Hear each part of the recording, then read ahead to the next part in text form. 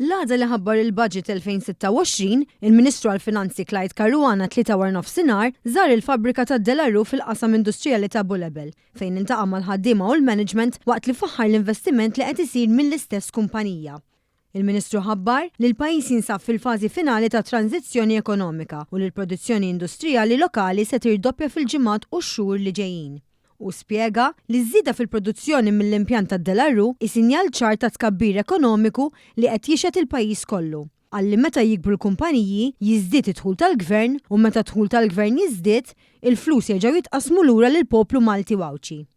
Fost il-miżuri l-ġodda li tħabbru tnejn fil-Parlament, il-Ministru semma tax credit ta' 175% fuq l-ispejjeż tar-riċerka u l-innovazzjoni għall-industriji. Dan ifisser li għal kull 100 euro li tonfoq kumpanija fuq dan il-qasam, il-Gvern jagħti lura 175% forma ta' skont mit-taxxa dovuta fuq perjodu ta' sentejn. Ma' dan, intrapriżi li jinvestu fil-kapital tagħhom se jibbenefikaw minn tax credit sa' massimu ta' 60% sal-2027. Il-Ministru sostna li dawn il-miżuri għandhom lan li jħeġġu aktar kumpaniji jikbru jkomplu jsaħħu l-ekonomija Maltija. Il-Ministru Caruana fakkar ukoll fit-tax cut attwal ta' din is-sena u issa l-Gvern se jkompli jagħti sosten speċjali lill-familji, b'mod partikolari dawk il-familji li għandhom it-tfal. U rrefera l studju universitarju li sab li għalkemm ħafna familji għandhom wild wieħed hemm ix-xewqa li jkollhom aktar, kieku ma jkunux l-ispejjeż. Għaldaqstant, għalli wasal iż-żmien li l-Gvern jgħinhom ikollhom aktar flus fil-but waqt li jkompli appoġġja l-bżulija tal-ħaddiema f'pajjiżna. Jekk hemm xi ħaġa li tiddistingwina minn ħaddieħor hija l-kredibilità.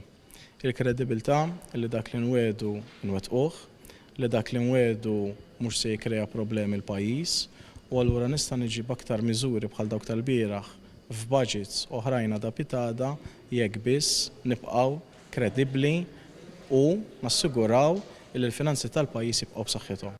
U temm jgħid li dawn il-miżuri huma xhieda tad-direzzjoni li fiha l-Gvern jixtieq jieħu lill-ekonomija Maltija, ekonomija li tkompli tikber, tħaddem u tħalli aktar ġid f'idejn in-nies.